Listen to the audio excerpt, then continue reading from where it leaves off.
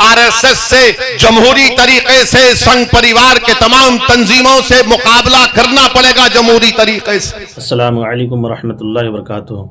दोस्तों, आज की इस वीडियो में मैं बैरिस्टर असदुद्दीन ओवैसी साहब की एक क्लिप को मैं ज़रूर दिखाना चाहता हूं, जिस क्लिप को, जिस वीडियो को देखने के बाद आपका भी दिमाग खुल जाएगा कि वाकई AIMIM एक ऐसी पार्टी है जो हैदराबाद की सरजमी से एक तहरीक की शक्ल में शुरू की गई थी और ये आज तहरीक, ये पार्टी जो है पूरी दुनिया में जो है शोहरत पा चुकी है।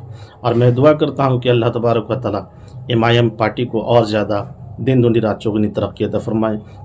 जो भी मैंने देखा है AIMIM के साथ, जो भी जिसने भी गद्दारी की है, उसका हाल बहुत ही बुरा हो चुका है। आज देखिए ओवैसी साहब की ज़बानी इस क्लिप को देखिए और सुनिए, समझिए कि जिसने भी MIM के साथ गद्दारी की उसका हाल क्या हुआ है। देखिए इस वीडियो को। फिर ये इल्जाम लगाते बिहार को ओवैसी गए थे, 5 इनके विधायक जीत गए। तो बताओ, अगर मेरी बात सच है, मैं आज भी कहता हूं, आओ तुम एक मंच पर आकर बात कर लो, मुझसे बहस कर लो कि असदुद्दीन ओवैसी के इलेक्शन लड़ने से बीजेपी को फायदा होता है या नुकसान होता है।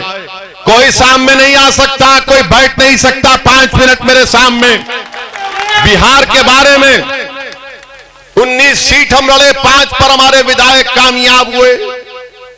9 सीट पर कांग्रेस और राजद के लोग जीत गए और 6 सीट पर, 5 सीट पर जेडीयू बीजेपी जीती। और फिर ये तमाम लोग कहते हैं वोट काटता है, ध्रुवीकरण करता है, पोलराइजेशन करता है। अरे अगर पोलराइजेशन मैं करता तो पूरे 19 के 19 मुझे जीतना चाहिए था, पूरे 19 के 19 मुझे जीतना चाहिए था, मगर खुद हारते और इल्जाम असदुद्दीन ओवैसी पर लगाते हैं। 5 विधायक हमारे जीते तो पूरे भारत में तूफान मच गया कि कैसे मंजलिस के MLAs जीत कर आ गए बिहार में। इसलिए जीते क्योंकि बिहार की सीमांचल का जो हिस्सा है वो सबसे पसमानदा बैकवर्ड इलाका था। हमने सीमांचल की लड़ाई का आगाज किया, ये नहीं देखा कि सीमांचल पर बसने वाला किस मजहब का है, किस जात का है, किस बरादरी का है। हमने सीमांचल के इंसाफ की बात की तो सीमांचल की जनता ने लब्बैक कहा कि मंजलिस को वोट देंगे। बड़े बड़े लोग जो आजकल YouTube चलाते हैं, जो मंजलिस की मुखालिफत में अपना पेट पालते हैं, जिनको अपने घर में तेल और चिराग जलाने के लिए हमारे दुश्मनों से पैसे मिलते, उन्होंने जाकर सीमांचल की हमारी इज्जतदार मां और बहनों से पूछा कि किसको वोट दोगी मां। तो उस हमारी मां ने कहा, तमाम खवातीन थे, कि जिसके सर पे गोल टोपी है, चेहरे पे दाढ़ी है, जो लंबा है, उसको वोट देंगे। तो उस यूट्यूबर ने पूछा कि मां तू उसको क्यों वोट देगी? तो उस मां ने कहा कि इस शख्स को सत्ता से मोहब्बत नहीं है, ये लड़ने वाला है, हम लड़ने वालों को वोट देंगे। मेरे अजीज दोस्तों और बुजुर्गों, ये अदा इनको पसंद नहीं आती। ये चाहते क्या है कि हम खामोश रहें, गूंगे बनकर रहें, अंधे बनकर रहें, बहरे बनकर रहें, जुल्म को देखें और बर्दाश्त करें, नाइंसाफी को देखें, बर्दाश्त करें, किसी का गला घुटता हुआ देखें और खून के आंसू सूख जाए हमारे।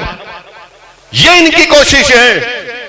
मजलिस इत्तेहादुल मुस्लिमीन इस नाइंसाफी को खत्म करना चाहती है और फिर इल्जाम लगाते हैं कि वोट काटने आए हैं। मेरे अजीज दोस्तों और बुजुर्गों, फिर ये सवाल करते हैं कि असदुद्दीन ओवैसी अपनी तकरीर में ज्यादा बीजेपी को नहीं बोलता है। पार्लियामेंट की हर तकरीर उठाकर देख लो आप, सबसे ज्यादा अगर कोई बोलता है बीजेपी के खिलाफ 5 मिनट में, तो मोदी और योगी और बीजेपी RSS के खिलाफ असदुद्दीन ओवैसी बोलता है। और आप क्या करते हैं? आप क्या करते हैं? अनलॉफुल एक्टिविटीज प्रिवेंशन का कानून अमित शाह पार्लियामेंट में लाते हैं तो सपा और कांग्रेस मिलकर अमित शाह के हक में वोट देते हैं। कौन मुखालिफत करता है? असदुद्दीन ओवैसी उसकी मुखालिफत करता है। CAA का कानून पार्लियामेंट में लाया गया, किसने? बीजेपी के 300 MP के सामने कहा यह कानून भारत के संविधान के खिलाफ है। जिस तरह महात्मा गांधी ने उस वक्त के साउथ अफ्रीका में उस कानून को फाड़ा था, मैं भारत की संसद में उस कानून को फाड़ता हूं। आप क्या कर रहे थे? आप क्या कर रहे थे? आप हाँ में हाँ मिला रहे थे। कौन थे वो बच्चे जो आज CAA के कानून में एहतजाज हुआ? कौन था बिलाल पाशा, कौन था मोहम्मद शहरोज? ये 2 बच्चे शहीद हो गए। पूछो इन सपा वालों से, कांग्रेस वालों से कि तुमको नाम भी मालूम कौन है बिलाल और शहरोज? और मालूम हुआ कि उन बच्चों को गोली लगी तो पुलिस की राइफल से या पुलिस के लाइसेंस वेपन से नहीं, किसी और की बंदूक की गोली से वो बच्चे मर गए। आपकी आवाज, आपकी जबान नहीं खुलती उस पर। मजलिस इत्तेहादुल मुस्लिमीन ने हमेशा फिरका परस्ती से मुकाबला किया और लड़ते रहेगी। फिरका परस्ती से कोई कॉम्प्रोमाइज नहीं किया जा सकता। RSS से, जमहूरी तरीके से, संघ परिवार के तमाम तंजीमों से मुकाबला करना पड़ेगा जमहूरी तरीके से।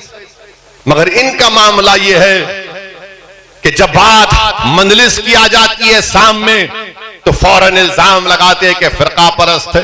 तो दोस्तों, आपने इस वीडियो को सुन लिया, समझ लिया। अब आपसे गुजारिश है कि आप इस वीडियो क्लिप को आगे जरूर शेयर करें। हाँ, अगर आप इस चैनल पर पहली बार हैं तो सब्सक्राइब जरूर करें।